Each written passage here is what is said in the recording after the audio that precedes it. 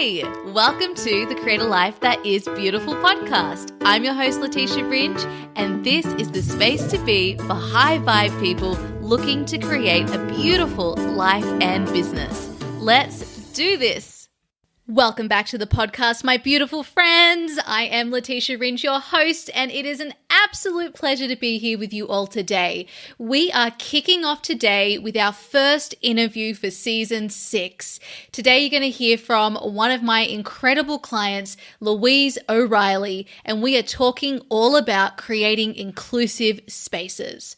Louise is a Warrwa-Noongar woman, a coach, consultant, blogger, writer, radio presenter, and an online course creator who focuses on cultural inclusion and diversity, and we'll talk about why we say cultural inclusion and diversity rather than diversity and inclusion in this episode, and anti-racism work for people who support equality, for people who want to learn and take action but are unsure about where to even start.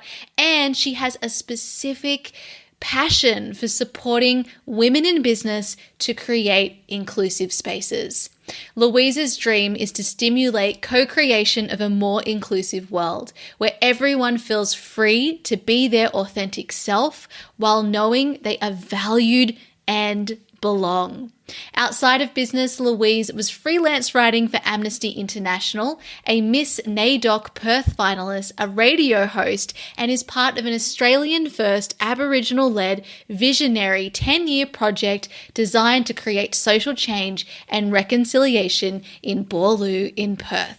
I absolutely love this woman, and we are so graced with her presence today and her wisdom and her energy as she helps us to understand this area of work that is so important for all of us to understand in her beautiful, unique, loving, kind way that she teaches on this topic. Now, I came into contact with Louise earlier this year when I had shared a post on my Instagram about being an Aboriginal woman, and one of my amazing friends saw my post and shared it in her Facebook group and tagged Louise in that Facebook group to share her introduction to culturally inclusive language course that she was running at the time.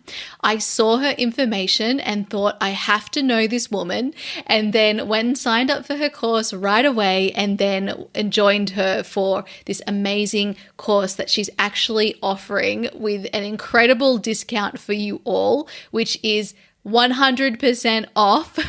So Louise is generously, incredibly generously giving all of our listeners here today 100% off her Introduction to Culturally Inclusive Language online course. I'm going to share the link for it in the show notes for this episode. So if you would like to check it out, definitely go and grab your copy. That's so generous of Louise to do that. Anyway, I went through her course and I was absolutely blown away with the way she teaches on this topic. What I love about Louise is that she teaches with this really beautiful perspective of personal development and purpose and belonging, which we love talking about here on this podcast, in the context of inclusion and diversity. The way that she speaks about this topic is completely unique and so incredibly loving, kind, accepting, and all of the amazing things. I really feel so held by Louise in every single space, and I've just been in absolute awe of her. So it's been my absolute delight to have Louise in the incredible Holistic Business Mistressmind in 2020, and I have had the pleasure of also being supported by Louise on a one-to-one level through her inclusion and diversity coaching for business owners. She has been helping me to look at my business in new ways, but also, and most importantly, to look at myself in new ways. And she has been a crucial person behind me feeling confident to do acknowledgements of country and also to share more about my journey as a white presenting Aboriginal woman here in Australia. And I can't tell you how helpful this has been for unpacking culture in my life as well, which was something that I really felt disconnected from. So if you are called after listening to this episode to find out more about Louise, I highly encourage you to join her Facebook community and also to take advantage of that incredible offer she is offering to all of you. All right, everybody, I've got one final announcement before we dive into this episode, and that is just to let you all know that I've just released the details for a really awesome month-long holistic business extravaganza that I'm running for all of you in this incredible community. You can find all the details at leticiaringe.com/holistic business month. But basically, in short, I am sharing a whole swag of holistic business trainings over the next month from the 11th of November. And you're also going to have holistic workshops to support you with self-care for you as a business owner. Well, I've got some really amazing special guests coming on. And as for the holistic business trainings, they're all going to be to support you, of course, to elevate your confidence, your visibility, your connection, and your impact in your business. And the reason I'm running this now is because I know that we're all feeling a little bit disconnected, or the momentum hasn't quite been there, or we felt the emotional toll of holding space for both ourselves and our clients this year. And I can really feel the energy starting to open up, even though I know for many of you, you've gone back into lockdown, which I know is extremely hard. And so I want to use this new opening that we're all moving forward into to really help all of you reignite that spark in your business and take care of you, because you are so crucial to your business. So this is 100% free. It's complimentary. Let all your business friends know about it as well. Let's all enjoy a co-creation over 1 month while we really treat ourselves and treat our businesses. All right, everybody, let's now dive on in to the episode. Hey, Louise, welcome to the podcast. Oh my goodness, I'm so excited to be here. Feel like I'm going to burst with excitement. I'm so excited to share knowledge, to talk with all your beautiful listeners, and to see where this amazing conversation goes. Because I always find with podcasts that the expansion always ends up being a lot more than what you came into that conversation with. So I'm really excited to see where it goes. Yes, I love that. It takes its own twists and turns and you walk away realizing something, right? Like that's what conversation gives us, both as the people within the conversation, but also as the people listening in. It's realizations. That's for sure. So cool. Well, I am so excited to have you here as well. As we were chatting about beforehand, this is a really special moment for both of us, and I have been really feeling into just how special it is to have you here. And I'm so excited for everybody who listens to this amazing podcast to be able to know you and to learn more about your story, and for me to learn more about your story, because there's always just so much to learn about one another. So thank you for being you, and thank you for being here, Louise, today. Oh, thank you. I'm just, I feel so blessed and honoured to be here and be able to have this conversation. Really, from my heart, thank you. My pleasure. So, Louise, to get us started, can you let us know in your own words a little bit about who you are and who you serve in the world today? I always find these conversations so interesting because the way I introduce myself is never the same twice. And it's really amazing because how we co-create together requires me to speak to you and your audience in a different way every single time. So something that I'm here to do in the world is I'm a storyteller. And I am a Warrwa-Noongar Aboriginal woman. My pronouns are she and her. I'm here to teach people about inclusion, to talk about how we all lose when we're discriminating against each other, and how we all win. Every single person on the planet wins and is uplifted and is expanded when we look at inclusion and how we include each other, and look at maybe some of the things we've done in the past or the way that we're living in the present, and start to identify how that's not helping, our fellow people out. That's not doing good for any of us and is causing pain.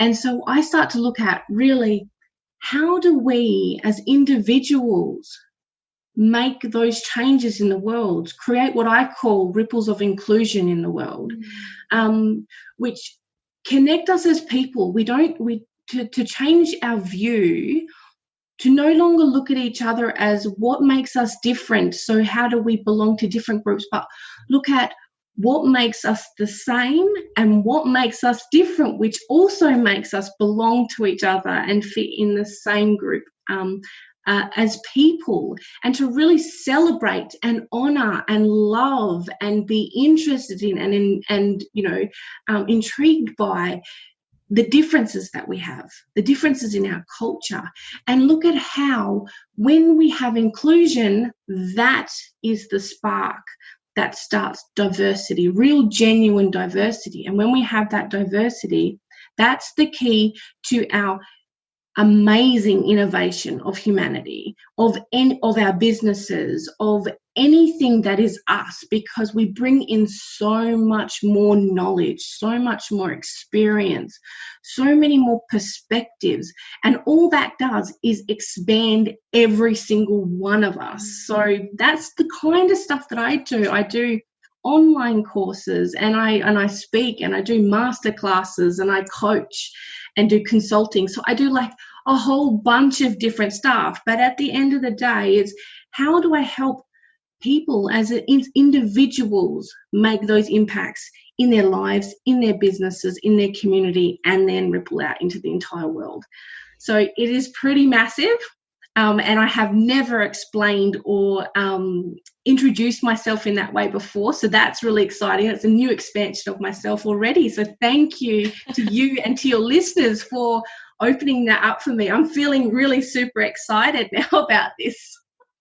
I love that. You know what? And I think, isn't it's so normal that every time we, are asked to introduce ourselves, that it would be different, because we as people are always growing and evolving and understanding ourselves more and in different ways every single day. And especially, just through life experiences. And then added to that, if you're someone like us who's really into personal development and all of these things, like, we're just constantly learning more about ourselves, which also allows us to show that to others as well, and to then celebrate our differences and what also connects us all. I just wanted to say something. I love how you mentioned inclusivity sparks diversity. Yeah. And as you were saying that, I just had these words come to me, and I thought, that's so true, because the more we feel welcome to be ourselves, to be seen as ourselves, the more everybody else around us gets to see and celebrate that uniqueness and those differences and that diversity. So if we don't feel safe to show ourselves, our real selves, our differences, and what connects us and what might be the same as others, then nobody gets to celebrate and enjoy that difference and that connection. No, not at all. And so I work in the inclusion and diversity space, and I say it in that order for a reason. Lots of people say diversity and inclusion, but at the very base, you cannot have true, genuine diversity if you don't have inclusion first. So that's why I really focus on inclusion and teaching people how to create inclusive spaces, starting from within. You've got to create that inclusive space for yourself and all that you are. And then you start to understand, when you start including your own self, because we're conditioned not to love ourselves and all of our differences. We're taught to conform. And that conformity brings about non-inclusion within ourselves. So once you start to understand that complete inclusion of yourself, you can start to see in the world how you can start creating new spaces in all the places that you are. That could be in person, in your homes, that could be online, that could be in your businesses or your workplaces. It could be anywhere.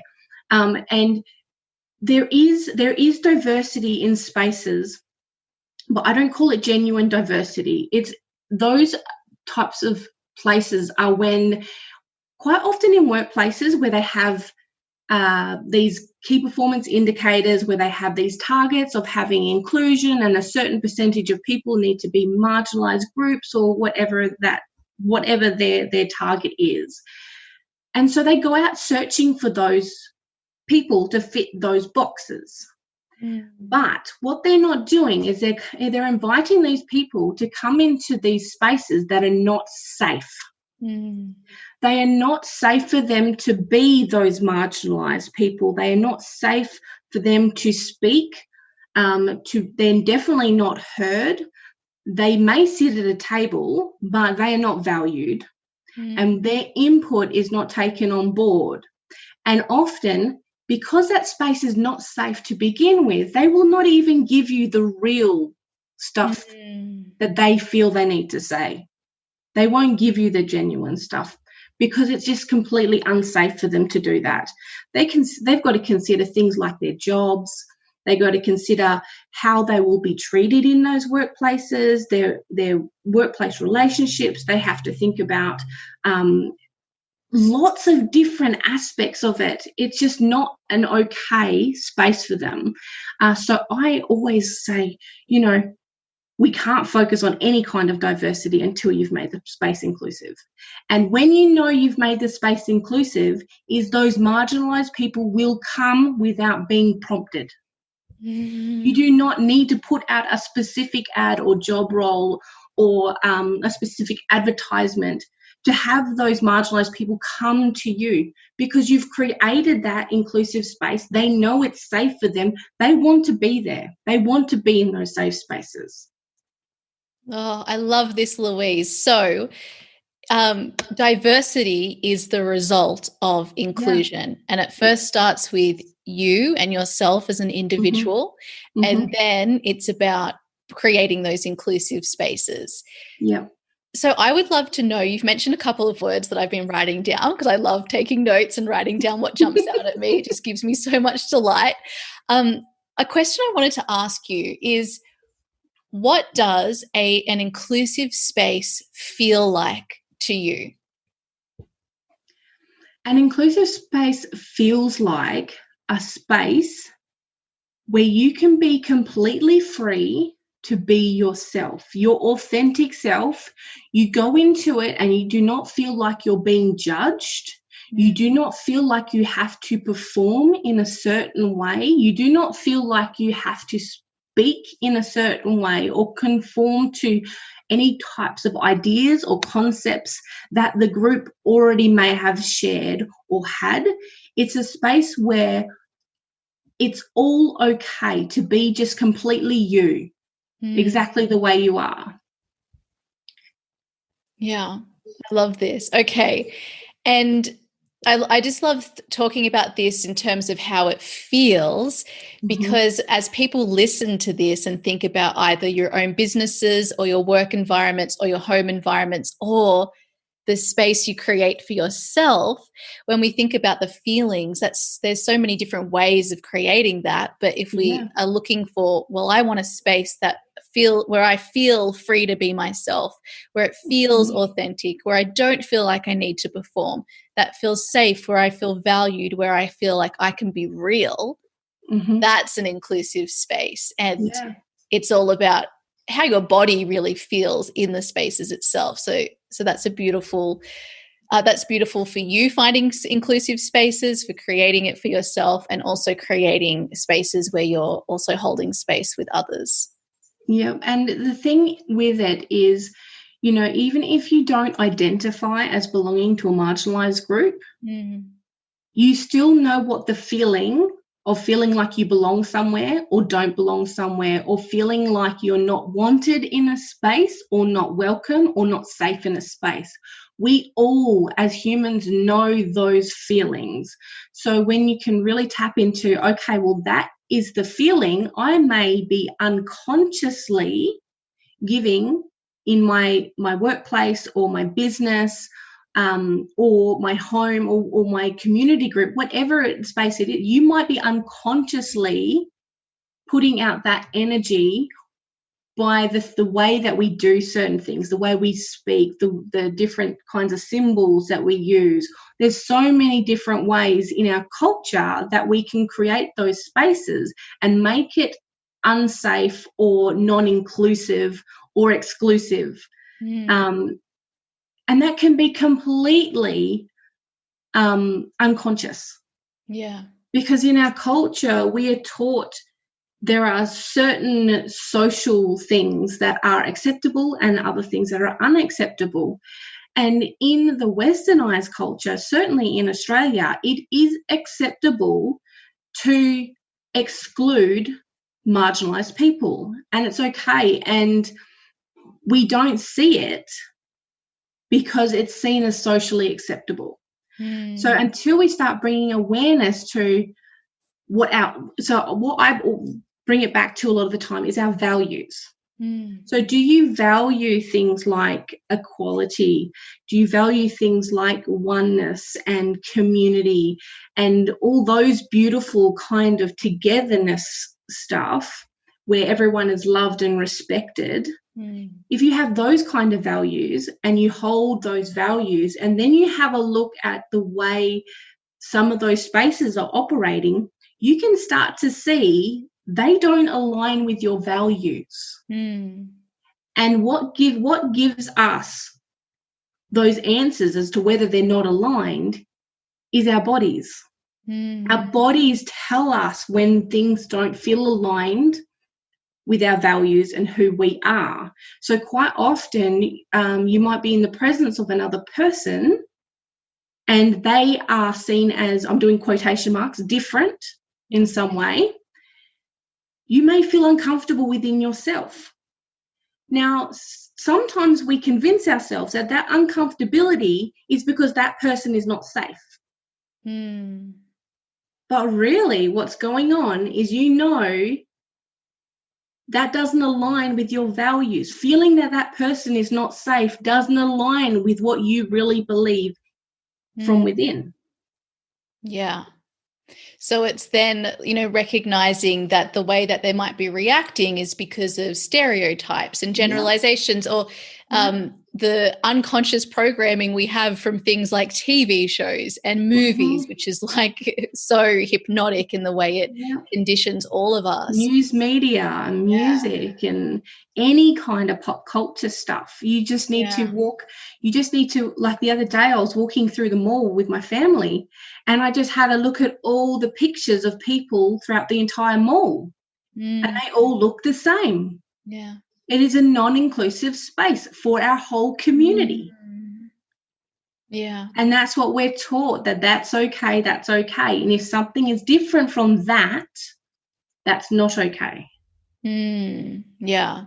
So if you're part of the non-marginalized group in any space, wherever it is, and you notice, or perhaps you don't notice because you're in the non-marginalized group, that it is not an inclusive space, why is that important for you to be aware of? It's important to be aware of because I think deep down in our core, we love each other. We really do love each other and we support each other and we want everyone to feel that connection and that love. And when we're not aware, when there is exclusion happening, it hurts us all because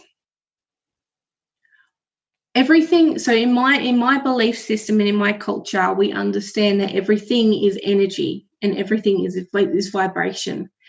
And so and everything impacts everything. Everything has some kind of impact on everything else. Yeah. So if we are in these spaces that are low frequency or not giving out very fun or nice energy, that will impact us ultimately in not a nice way. Yeah. When you are putting people into boxes or looking at the differences and not feeling safe with other people, you don't feel good. It's not a nice feeling. It's very powerful, not nice feeling as well. Yeah. And this is one of the reasons why you see this tactic a lot in politics, where they push the fear of difference of other people so much, because it's so powerful and so strong. And they're using it in the opposite way it's meant for. But that feeling of being so strong is a strong indicator within ourselves that we're going in the wrong direction. I don't like this. I'm not aligned with this. And what we're taught is then we need to push away. But that's not the case. If we pull in and lean into that and accept that and start going, okay, I'm going to go in the other direction where I become more aware of what's going on and more aware of these people and looking at how we are similar, how we are connected, how we are safe with each other, that then brings you into a more aligned state of being. You don't feel that strong fear. You start to go the opposite way, where you feel strong connection and strong love in the total polar opposite end of the scale. I love this, because this is what we've spoken on the podcast in the past about the way our mind works and about how we've been conditioned to look for the things that we don't want or that we are scared of or afraid of. So our mind is so great and conditioned and just ready to look for all the things we don't want. And so that's what we see. But there's all of these other things out there. There's the abundance, the love, as you spoke about. There's evidence for anything we direct our mind to. So when we direct our mind to those things, we then have a different experience. So I love the way that you've said that. And the other thing that this made me think of is, if you're feeling that those feelings of not being safe, or this yucky, really strong feeling that doesn't feel great to experience it, it's very likely that your body has experienced that feeling before. And I would bet that it's probably also feelings that you're used to feeling when you think about yourself or in relation to yourself. So I was just thinking, if I'm feeling that sort of feeling, asking myself, okay, where is this coming from? Can I redirect and have a look for how I am safe in this situation, or where there is love and connection, and then sort of taking myself home and maybe asking myself, where have I felt that same feeling before? And how does that show up in my relationship with myself? Just thinking of the way that you talk about starting with yourself and then creating inclusive spaces, but it's starting at home. Yeah, absolutely. And something that's really, those feelings are to be honored as well.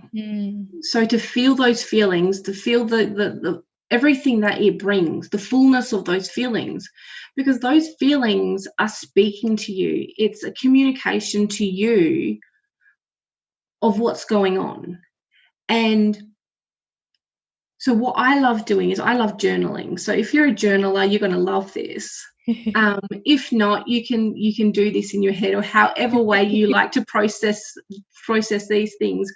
But you can ask yourself, where is this coming from? So you can kind of link, okay, I've got this is the situation I was in, this trigger happened, and where does that come from? What's the story behind it? Because often we have these associations which are attached to these things, these little triggers that didn't actually even happen in those situations, but we attach these other stories of what could happen or what has happened, or we start thinking that we can predict futures and all kinds of things like that. What is the actual story behind that triggering? And then you can start to look at it and go, okay, is this real? Is it true? How can I reframe this in a different way? How can I look at this and put it in a positive light? Because in reality, every single situation has two sides to it. So it just depends on what side you want to look at. Yeah. And it's a really beautiful way of looking within and understanding where these things come from. And quite often you will find the story might not even be your own story. Yeah. It might be a story that someone else has given you. You haven't even experienced this, but they've told you a story and now you've taken it on as your own, and you've kept it. Another thing you might find is that it is given to you from society's opinions or concepts. And it's not necessarily something you even believe in, but subconsciously it's there so prevalently and so strongly that you have these feelings come up, even though it's not part of your conscious belief system. Yeah. And another thing too that you will find is it doesn't align with your value system. It doesn't align with your ideologies of who you are, what makes up you, what you want to create in the world, and how you want to show up. And so this is why you're getting the not nice feelings happening. It's because it's not aligned with you and your beliefs. And I want people, that's why it's so important in this work to really get to know you, get to know exactly who you are, love all the good bits, love all the little quirks, love all the things that society doesn't necessarily want or love. It's about loving the whole of who you are, loving your values, understanding how you work and how you operate. And then you start to look at things like, what is your culture? And every single person on the planet has culture. What I find is that if people are unaware of what their culture is, it's often because they haven't had to continuously fight for their culture, their right to practice or be or exist in their culture. Because the way you are in your life and how you live is not how everyone else in the world lives. And that's a strange thing for some people to hear, that we don't all eat with knives and forks, and we don't all celebrate birthdays. And Christmas isn't a thing that everyone celebrates. And, watching sport on TV is not a worldwide thing. So there is so much stuff that makes up our culture. So when we start to really look at what our culture is, we can start looking at our heritage, our own lines of culture as well, and looking at, the different rituals and practices and ceremonies and what makes us connected, what connects us to other people, what connects us to the planet. We've all got that sense of place. We all belong somewhere. And when I say belong somewhere, I mean we all belong to a certain land. We all have a special place that we belong to, and we all belong to each other, but we all have, in that big, beautiful group of people across the whole globe, we also have our little communities in there too. But what inclusion is those whole people together, and even though we recognise that we have smaller communities in that, it doesn't then automatically pop us out of the big group and separate us. That's a great way to look at it. I love that. And can you explain what a sense of place is? Because I feel there will be some people who don't really understand what that is. So I'd love to hear. Yes. So in my culture, we have in Australia, so a lot of people here probably are unaware, we have many, many countries in Australia. So on the westernised map, it's seen as one country, but in terms of my Aboriginal culture, there are so many countries. They each have their different borders. We have different customs and laws. We have different skin groups and clan groups and language groups, and so many different things that make up those countries. It's and they're very defined. They're very different. So you will definitely notice the difference in the different different countries that we come from. And we know that we belong to that country. We don't own it at all.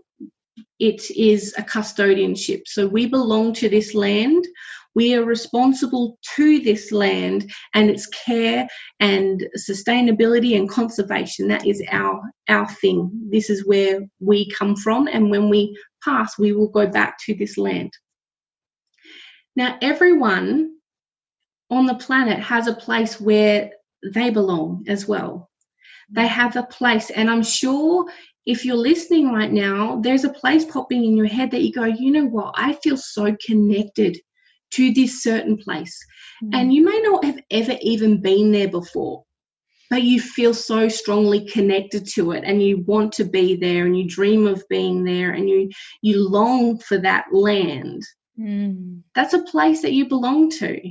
But I don't want you to feel that if you're not there, you're not on your land, the place where you belong, because the land everywhere welcomes everyone. It is here to care for us and nurture us and love us. And so if you are someone from another place and you have come here, the land welcomes you here too. And this is something that one of my elders made sure that we knew definitely, that the land welcomes all people. All people. Yeah. So the land is inclusive. Yeah, absolutely. And that's what our culture is based on. Yeah. And inclusion. Abundant. It's based on abundance. Yeah, absolutely is.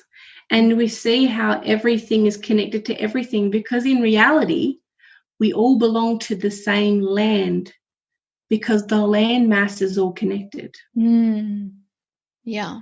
These just things like the things like these borders and, restricted areas, and you can't cross different borders and stuff, they don't actually exist. Yep. These are constructs that we have come up with in our own minds.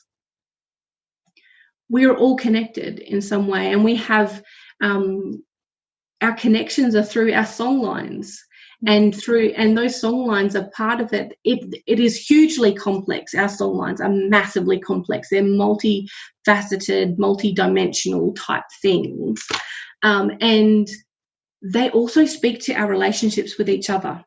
And so when you have a relationship with land, you have a relationship with nature, you have a relationship with family and your kin, you have relationship with community members, and we're all connected in some way. And that's a beautiful thing about those, is when we understand our connection to each other, then we can really start to also bring in that inclusion as well. So something that we do a lot in our culture is we don't say, hi, my name's Louise and my business is blah, blah, blah, or I work as a coach, or whatever it is. We don't talk in that way. So I would address myself as, my name's Louise and I'm a Warrwa-Noongar woman. And this country here, Noongar country here that I'm on, is my grandfather's country and my great-grandmother's country on that side. And then my other country is Warrwa country, which is north of WA. And that is my great-great-great-great-grandmother's country. And we talk about all of those, my grandmothers, and we talk about the different lines in the families. And then we go, oh, yes, I know that family. Oh, yeah, I know you. You're my niece. Or, yeah, I know that family. We're connected through this way. And we look at how we are connected to each other.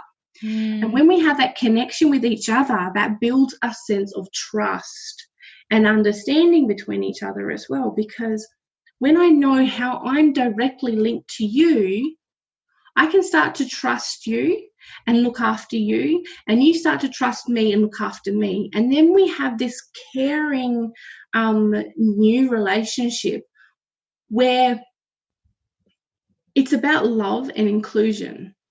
And it's just so different. Like if you go to a networking meeting or something and you go, you don't even know the people's, you can't even remember their names, let alone something that sticks out with them. But when you go to our meetings that we have, our Aboriginal meetings, it is so beautiful and it's so deep. And you remember everyone because you know how you are connected to them directly. Yes. I love how this is looking for the connections rather than looking for disconnection. Mm-hmm. That's what I was really hearing from you. Yeah. That's so beautiful. And I also love how you mentioned it's about being the custodian of the land and not, the land belonging to no one. It's a custodianship. Yeah.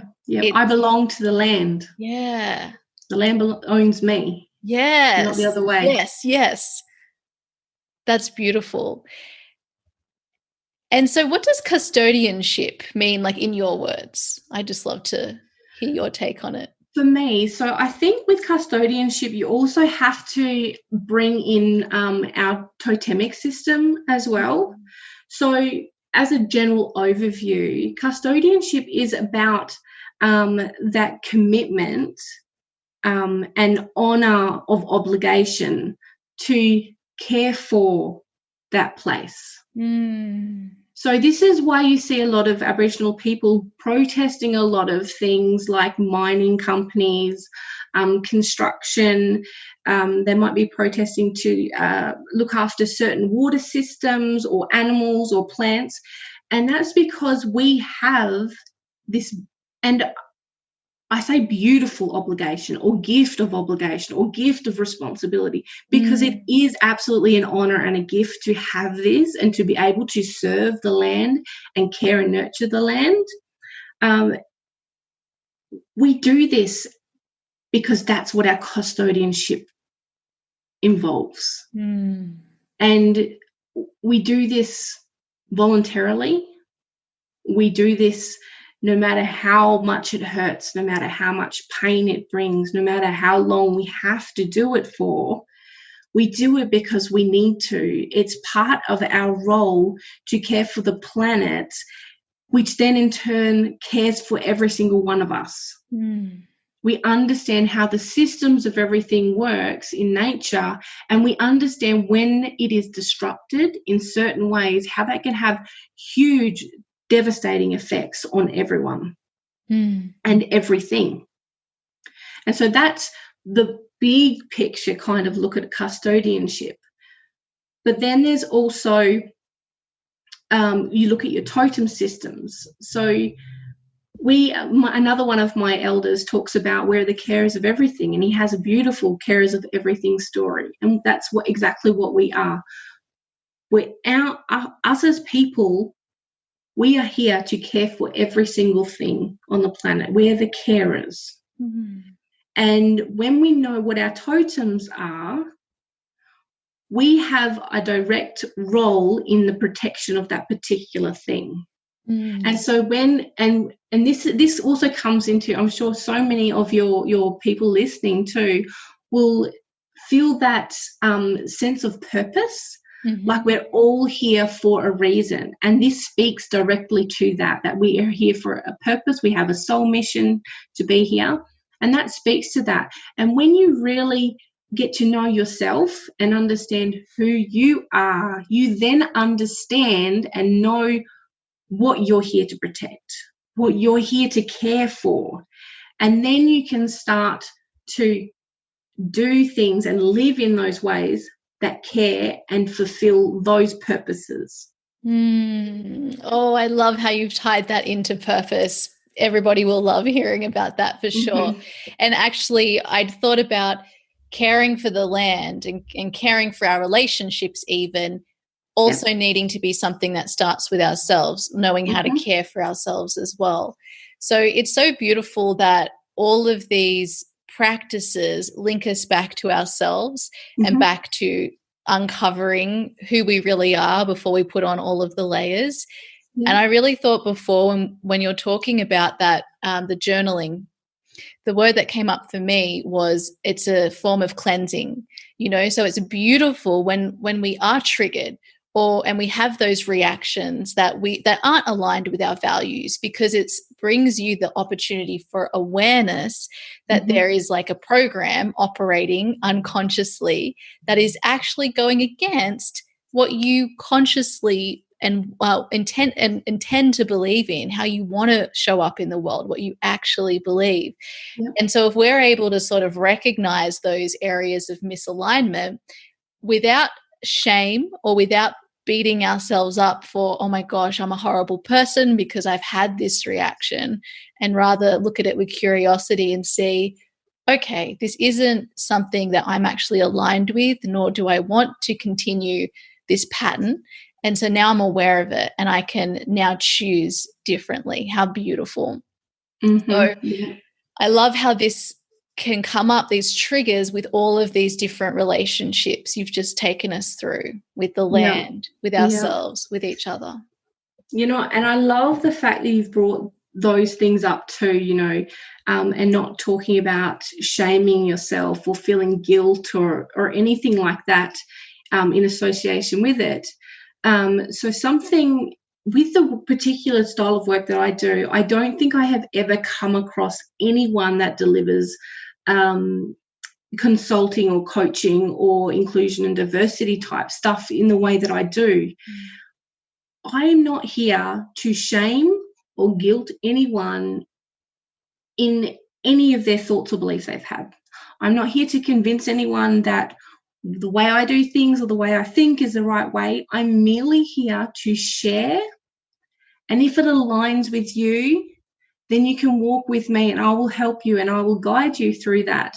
There is so much guilt associated with the mistreatment of marginalised people and Aboriginal people particularly, and Torres Strait Islander people particularly in Australia and the Torres Straits. And that link and feeling of shame and guilt stops people from taking the action, from learning, from listening, from connecting, and then working out how we can start creating the inclusion, how we can start innovating new, beautiful ways that our culture can be more inclusive and create more equality and things like that. It is those yucky feelings of fear that you will be shamed, you will be guilted, you will be made to feel like you're a bad person if you step into these spaces. And I'd love your listeners to definitely know, if they follow me, that is certainly not something I ever intend to do, want to do, and consciously make an effort not to do, because it's not about feeling bad or guilty about the things that have been. We can't change them. I fully want people to acknowledge the extremities of what has happened. There has been some horrendous, horrific, traumatic, terrible, terrible things that have happened. And I am not taking away from that one single bit. But what I want to do is say, they happened. We know they have happened. We do not agree. We totally condemn that kind of stuff happening. And now we are going to step into our own power of who we are and take steps to make sure this never happens again. It's about claiming the power, because when you're sitting in that guilt, when you're sitting in shame and fear, that is those lower frequency vibrations where you feel powerlessness, where you don't know what to do, where to go. You are fogged with your brain's cluttered with fog, you don't know where to turn. So once we start clearing that away and start removing those lower frequency stuff and start moving up into those higher frequency states where we're feeling, even if it's even to a point of just feeling neutral, we can start then going, where do we want to go? We've got more clarity. We can start to say, okay, you know what? I'm just going to start listening to this person who speaks about this particular thing and learn. And it might be uncomfortable and I might hear things that don't feel very good, but I'm going to allow myself to sit with it and be committed to listening and taking in what we call in Noongar language, dani. And so that's da is tongue and ni is listen. So your tongue is listening. And it's a big concept about deep inner listening. It's listening to someone and the whole essence of them and the essence of everything they're saying, without automatically coming up with some kind of response in your head or having a knee-jerk reaction, or trying to respond with the feelings that you feel. It's about sitting with those things and processing them and then coming to a conclusion afterwards. So it's about that kind of stuff. And then, you know what, when you start listening to people who are in this public space or talking about inclusion, they will give you prompts of things you can do. And then you go from that listening space to then moving into, okay, let's start doing a little bit at a time. Let's take one step into doing action. What can I do within myself to start creating more inclusion? And then we get a little bit bigger. Once you feel more confident about yourself and your place in the universe, in the world, in the place that you are in, then we can take another step. And then we can start doing, okay, well, maybe in your home, what's one thing you can do? What's one little tweak in your language that you can use that you can be a little bit more inclusive? What's one little tweak in your business copy you can do to be more inclusive? What is, there's just so many different ways you can do it. But let's just take one step at a time and let's start removing that fear and shame or guilt about stepping into that space, that learning. Let's start the learning process, and then let's start taking those little action steps afterwards. I'm so glad you mentioned this, because I think that's one of the biggest reasons for resistance that our minds come up with, which is it feels like there's a million things I need to change. Like when you get to that moment of recognition where you start to see, whoa, there's a lot of things that need to change here. It can feel like, and this is with anything and everything as well, it feels like I've got to do them all at once. Yeah. But it's really about just like when you start a business, it feels like it's an overwhelming, huge task, or writing a book. It feels like it's huge, but it's one step at a time, and recognizing that that each step is significant and amazing, because they build on each other, don't they? And they get you into momentum. So really seeing, I guess that's like taking an abundant perspective as well at what you're doing, like really seeing what you're actually doing to shift, rather than all of the things that you still need to work on and do. And you're creating those ripples of inclusion. Just like in a pond, you create just a tiny ripple. But you know what? If everyone's creating tiny ripples, that pond is going to be moving. Yeah, it is. Oh, I love that visual. That's so cool. Okay, so Louise, we've jumped ahead on and gotten into such an awesome topic. I would love to share a little bit with our listeners about how you got to do this work that you do today. Like, how did you get to where you are? And I know that answer could go in lots of different directions and take a very long time, but just what comes up for you today when I ask that?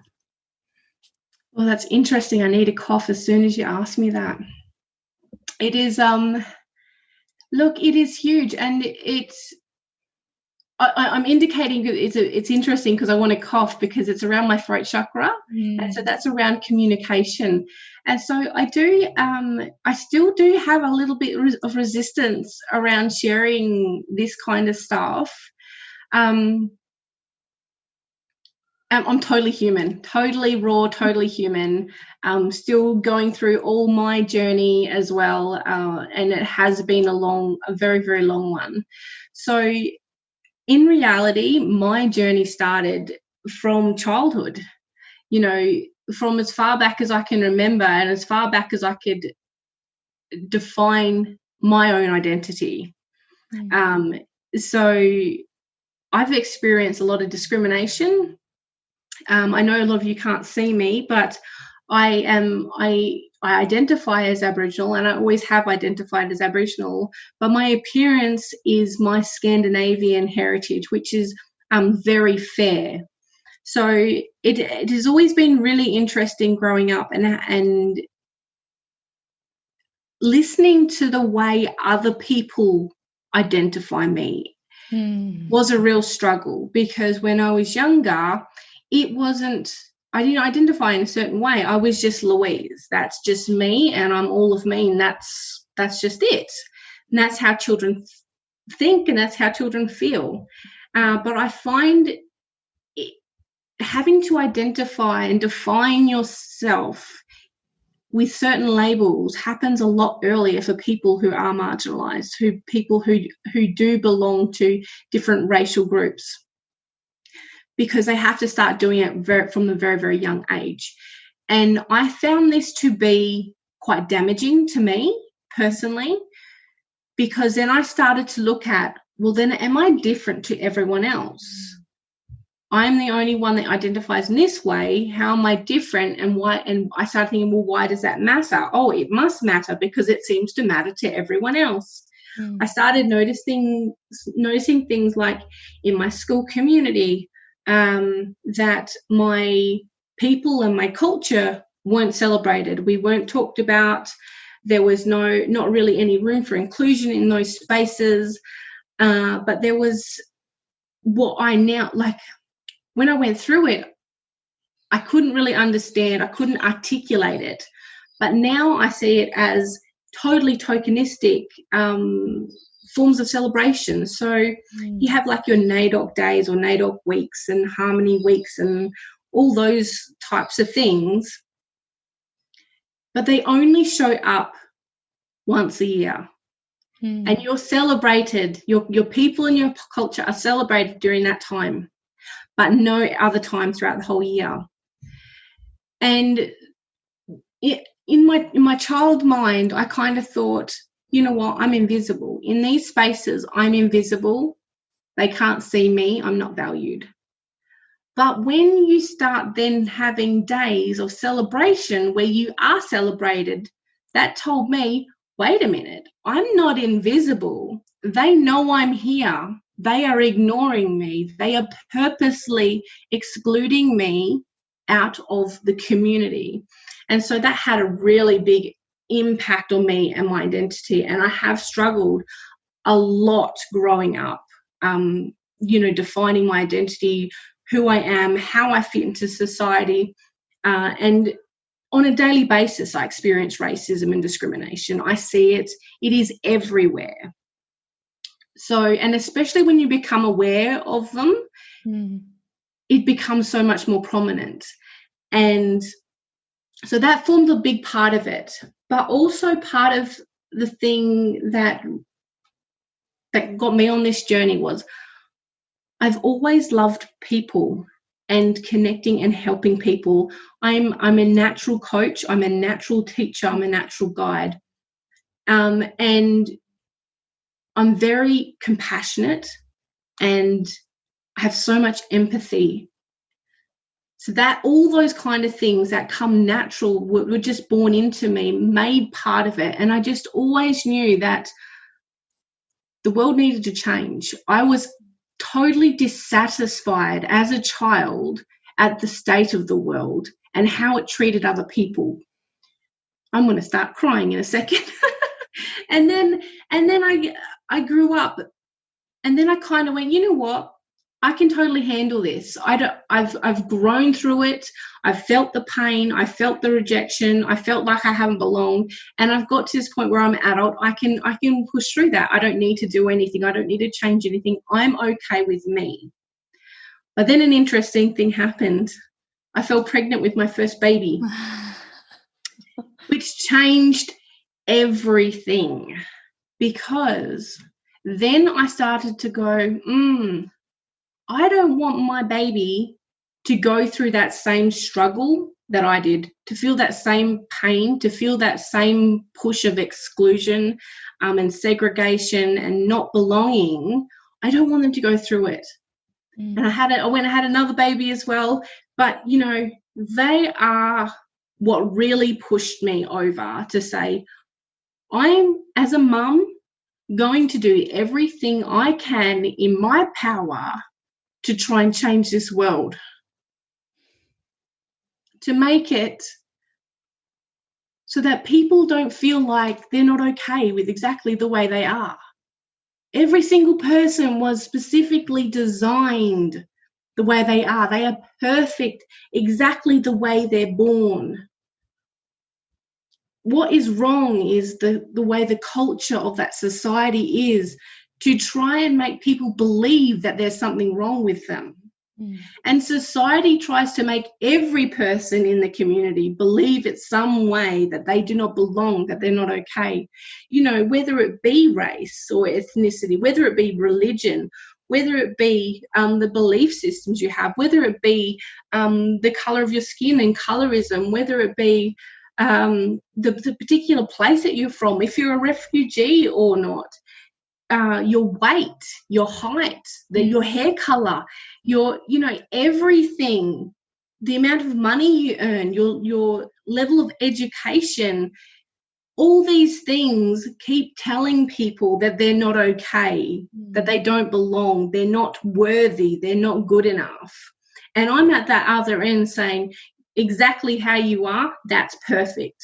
However you were born to be is perfect.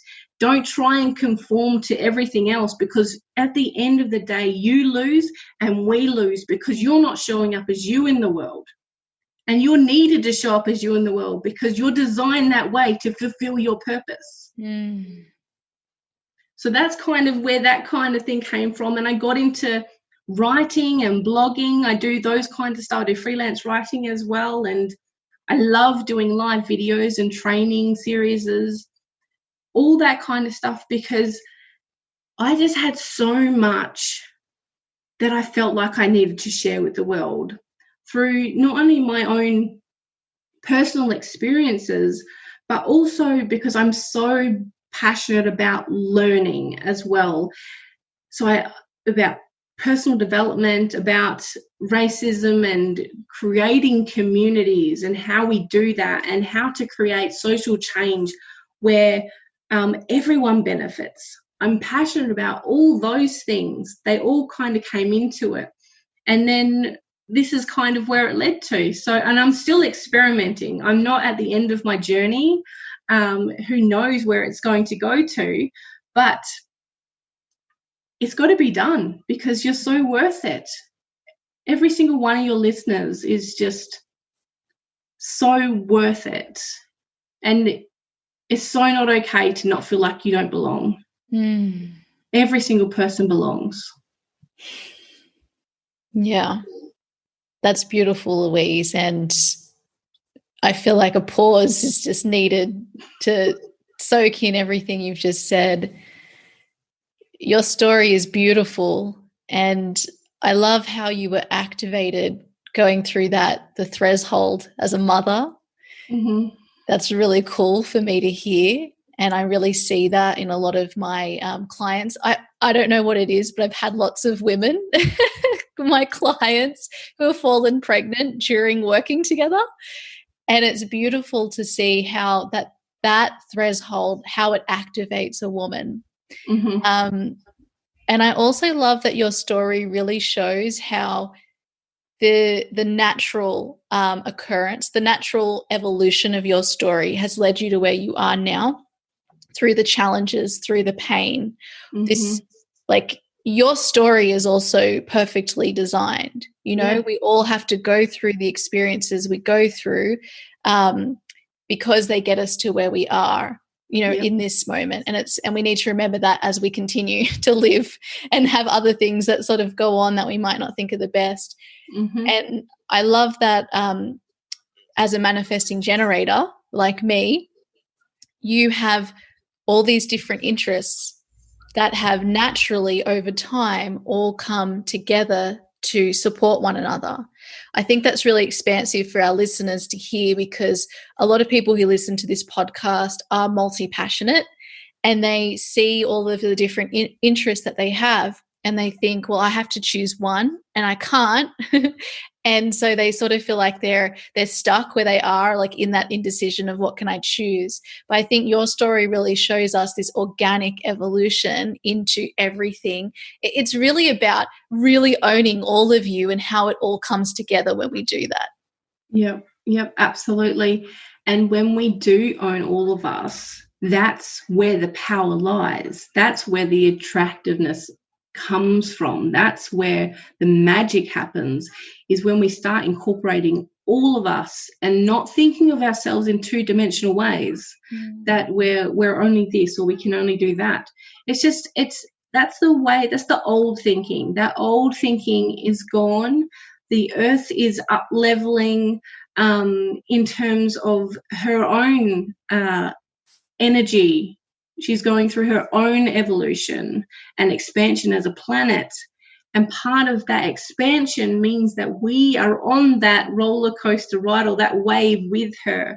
And those masculine ways of thinking, where there's only one direction or there's only a straight line with things, doesn't exist independently. So I'm not going to say it doesn't exist at all. It doesn't exist independently. Where it has a lot in the past, that masculine energy has got us through and has created what we have got to today. But as a collective, we are stepping into a whole new level where we are now starting to embrace the feminine energies. And so my culture is based primarily on feminine energy. And so it's all about circles and evolution and things rotating and going around and around and around. It's part of the natural process. It's based on nature and the way everything in nature works. And so when we have both that masculine energy and feminine energy working harmoniously together, that's powerful. That's the sweet spot. So, and I'm assuming a lot of the people who are listening are business owners. Yeah. If you can get that sweet spot of having that masculine energy harmoniously working with that feminine energy, I tell you what, your business will just boom. Everyone will love and want more of you. It's so true. And yeah, it's that is really what I feel like is part of my mission here, is really to help people really find that balance within themselves between that masculine and the feminine. And I think it is also something that as manifesting generators, like, comes a little bit more naturally with that balance. So that actually brings me to a great topic, because with working with the masculine and feminine, this is what working with our cycle is all about. It really easily shifts us into being in our feminine in certain ways, being in our masculine, and working with the balance in different ways throughout the course of a cycle. And Louise is also one of my beautiful clients, and I am also one of her beautiful clients. I'm just calling myself a cycle. It is. It's so beautiful. And so I wanted to talk about, while we're talking about this, is what your experience has been working with your cycle. How that supported you in both life and in your business. Well, working with my cycle, I think, has been the thing for me, the thing that I was looking for. I just knew that that masculine way of doing business just wasn't clicking with me. And I've been in business for quite a while. I've been in business for about 8 years for myself. So I did have another business beforehand, and this is really a baby business now, my new business. But you see, I've done work on myself enough to be confident enough to now step into it and be okay with whatever happens. But I did really want it to be a holistic thing. I don't want to be a two-dimensional business where it is not me in it.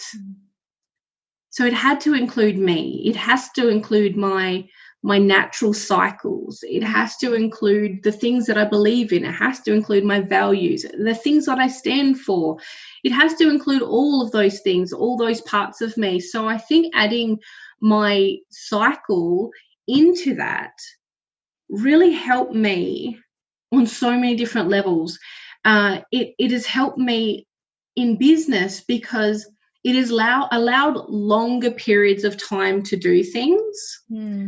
So I love that I can sit in contemplation and receiving for a week. And then I love that I can get like really hammer into getting everything done, doing my to-do lists and ticking off things for a whole week, and then moving into really focusing on building community and sharing stories and knowledge and communicating and, all that stuff. I love that it has allowed me. So it essentially what it has done for me is it's given me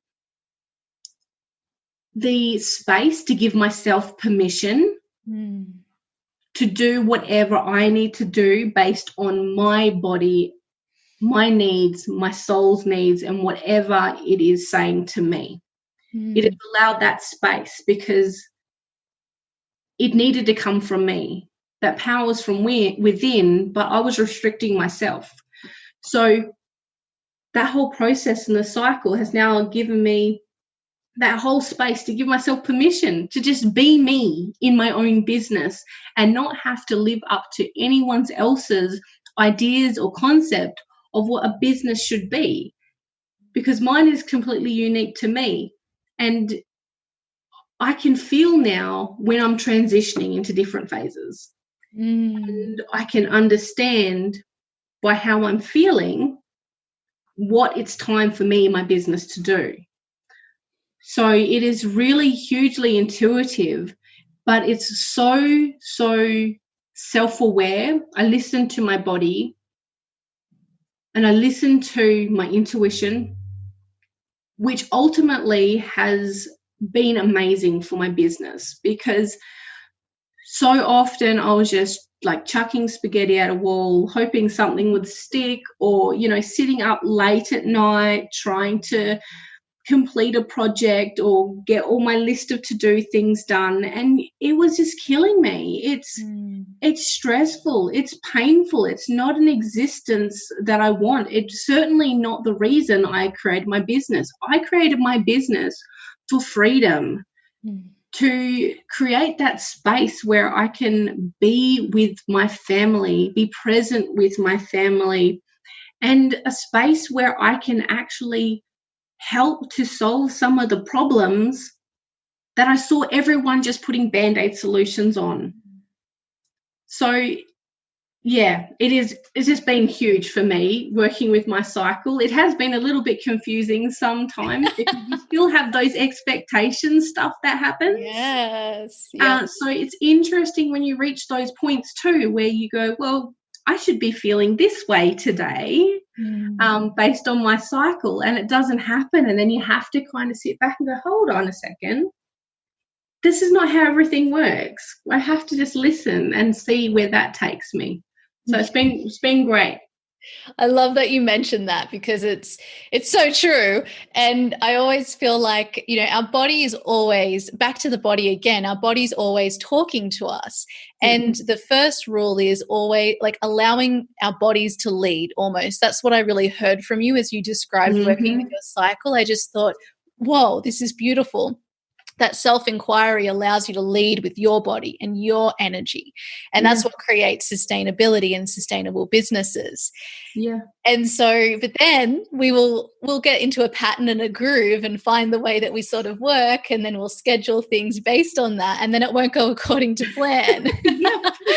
And it's really annoying at the time, but it's just because our mind is what wants that comfort and familiarity, and that how we work as humans, like with the way we introduce ourselves, is that it always is changing. So it's so beautiful that, like, to have that, to know what the patterns might be, but then to also allow us to be in the moment with exactly where we're at, because there's so many things impacting our energy every day. So I love that you've just like given space to recognize that that's a real thing, and it does happen. And it is, we feel frustrated when it happens, but it's and there's the right time for everything. So again, in my culture, there's the right time. And in Western culture, this can be really, really difficult to work with, because it's not based on time, the construct of time or the paradigm of time. It's not There's no such thing as dates or, it's 2:00 in the afternoon or anything like that. The time is right when it feels right. And as much as you expect on this date to, transition into your inner autumn or whatever, that's not necessarily the right time. That is this construct that we want to box ourselves into, to have that security of, building kind of like an assurance of, we know what's going to happen next. We can predict what's going to happen next. And that makes us feel safe and secure in that. But you know what? Everything is constantly changing. There is security in knowing we can't control everything and predict everything. And once we can allow for that and trust that everything that is happening is for our best and greatest good, then you can really start to go, I don't actually need to control this stuff.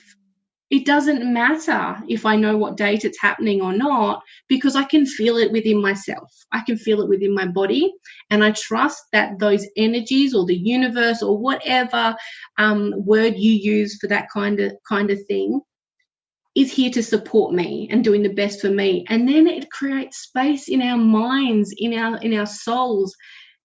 We don't have to hold that. We don't need to be scheduling those things in. It's just part of us.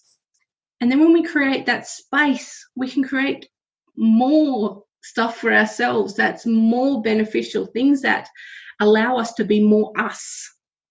We don't need to be timing things at all. Yeah, wow. All the minds out there just like exploding. Yeah, well, time is a human construct, and we beat ourselves up. Like in business, I see this all the time. People beat themselves up because they haven't reached a goal by a certain time, and like we've all done it. Let's be honest. And or like a project hasn't happened to a certain timeline, or we haven't hit a goal by a certain timeline, or we wanted something to happen now, but the ducks haven't like lined up so that it can happen now, and it ends up happening later in a much better way. And there's all this stress around it. But if we just trusted that everything's going to happen in its own time and at the right time for it, you're so right. We create all of this space for other more intentional things and to align with our values. Yep. And if you look at, the limitations we have in our own minds, we can't possibly understand all the complexities and all the little bits and pieces and events that have to happen in the world for that particular thing to happen. We can't even comprehend the complexities of those things. So I think if we allow that complexity of making all that magical divine stuff happen to get us to where we need to be, allowing that, giving that to the universe, that's for you to deal with, not for me to deal with. This is what I want. This is what I want to achieve. And I'm going to take these are some action steps I'm going to do to make it happen. But making it happen is totally your thing. You just deliver it to me and I'll be here to receive it. Thank you very much. Thank you. Yes, that's how easy life can be. And it requires self-trust and trust of the universe. Yeah. Which is hard for our mind, but it's so magical when we like experiment with that. Yeah. That's beautiful. So Louise, I'm conscious of the time, so we could talk forever. And I guess we'll just have to have like several podcast interviews over time on all of the topics. I would love to know, you've been a member in the Mistress Mind, the Holistic Business Mistressmind this year. What has been like, how has it really helped you along your business journey? And feel free here also to like let us know any like highlights within your business journey so far too. Okay, highlights in the Mistress Mind. You know what? I love the connection that you build with the other people. That is probably one of my most favorite things, that you can show up exactly as yourself we can talk about our struggles, we can talk about our wins, we can celebrate, or we can, we've laughed together and we've cried together. Like, we've had some real low days and where we're all just in tears, and we've had really, really amazing days where we feel like we're so excited and so happy, and so, just everything's amazing. Yeah. We can go through all that stuff and be able to share that without worrying about anything like, oh, this person is just showing off, or, this person only wants to talk about themselves and their experiences. And it's a beautiful space where you can just show up and share and support each other. I really, really love that. And I love the fact that you can share some of the things that you've been struggling with and you automatically get support. And there's also the opportunity for everyone to share solutions as well, or ideas, and it just creates this new thing, and you start thinking about business in a whole different way. There's not just a problem to overcome and then there's one solution. It's like, maybe that problem wasn't even a problem to begin with. Maybe it's just your mind playing tricks with you that it's actually a problem. Or maybe there are so many different solutions that you've never even thought of before. And that's why it's so great to have input from other people in those things. And another reason why diversity is so great, because you have so much more that can add into that, so many more ideas and experiences. I absolutely love it, and I absolutely love the women in the group. They are phenomenal, like, wow. And we're so human.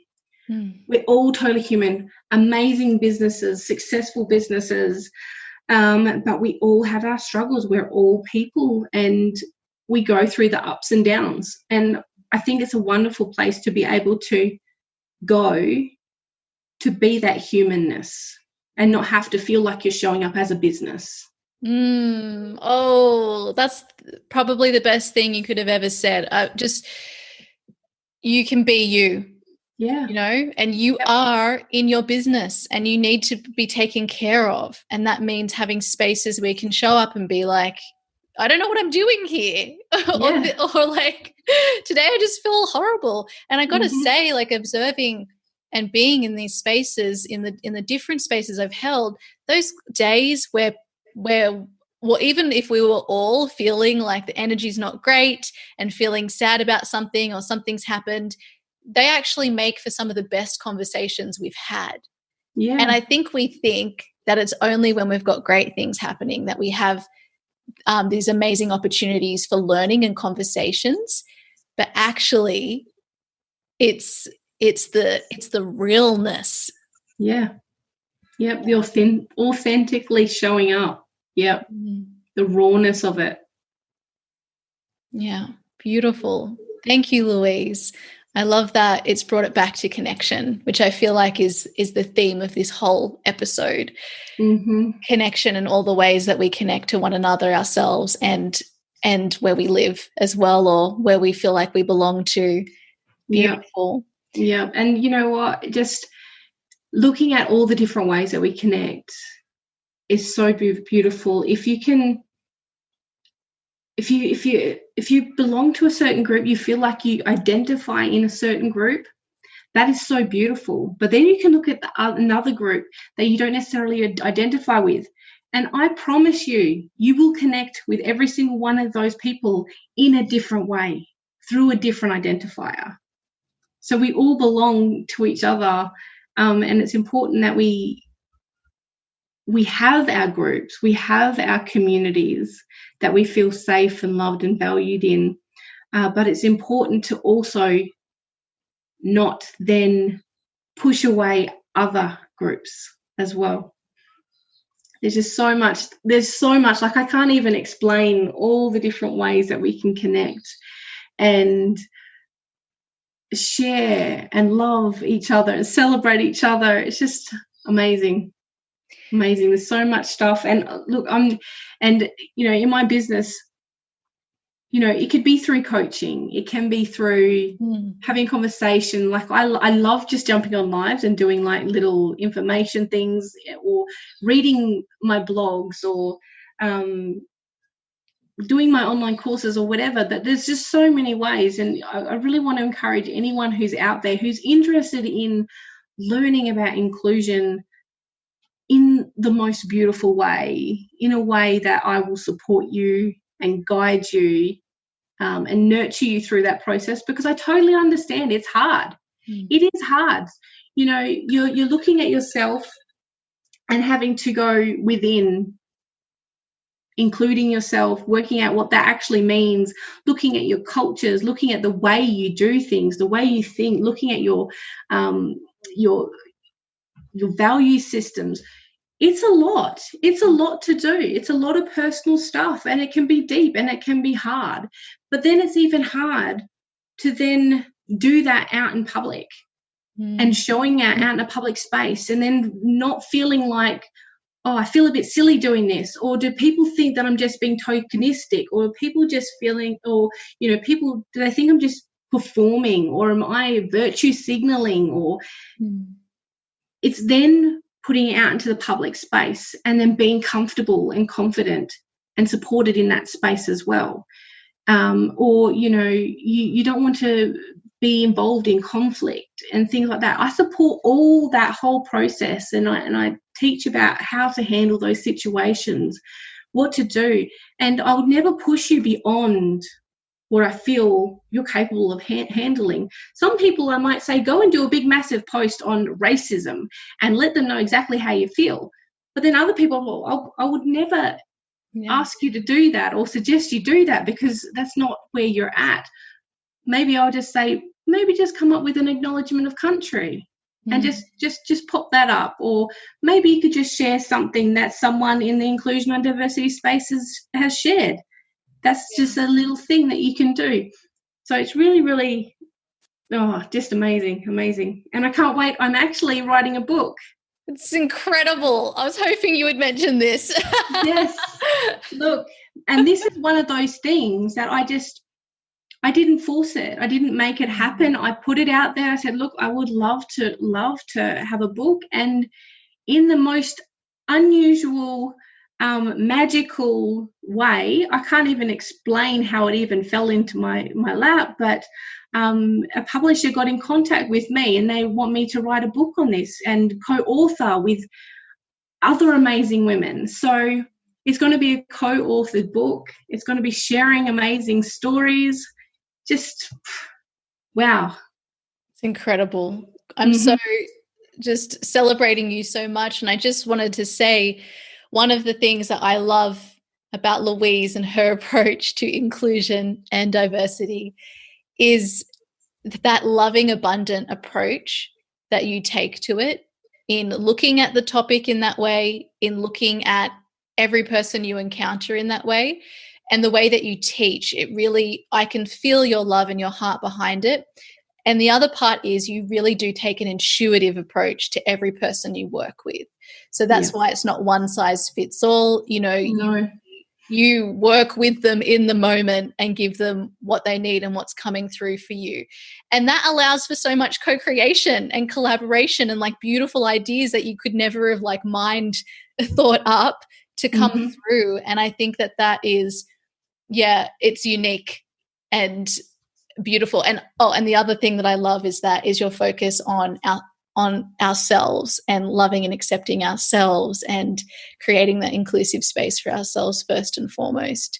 So I just want to say thank you for sharing you, and thank you for your journey and your story, and thank you for showing up and being a supporter in this space, because it's helped me so much already. I love working with you in all of the ways that we work together with one another, and it's incredibly inspiring, and I still have so much to learn, and I'm just so grateful for you and the way that we magically connected as well, which feels like such a beautiful unfolding.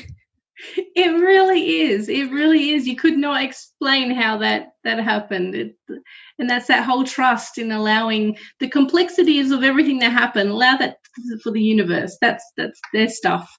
But yeah, absolutely beautiful. I'm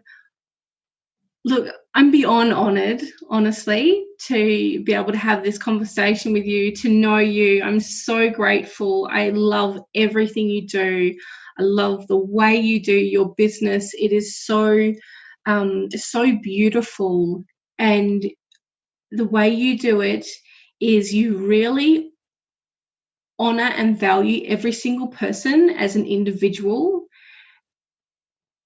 And I feel like you make people really open up their eyes to their own amazing individuality, and make it so okay. So you're already creating this amazing inclusive space in your business. And I'm sure you can see by all the people that follow you and love your work and are working with you that you're already creating that diversity through that inclusion. Absolutely love it. Totally 100% love your business. Everything you're about, love you. Yep. Thank you, Louise. I love that you say that. And I really feel, yeah, that's so true. And as you've spoken today, I've really seen that. So thank you so much. One final question. Sure. What does creating a life that is beautiful mean to you? Creating a life that is beautiful. Creating a life that's beautiful to me means that I have the freedom to express myself in any way my soul wants me to create it.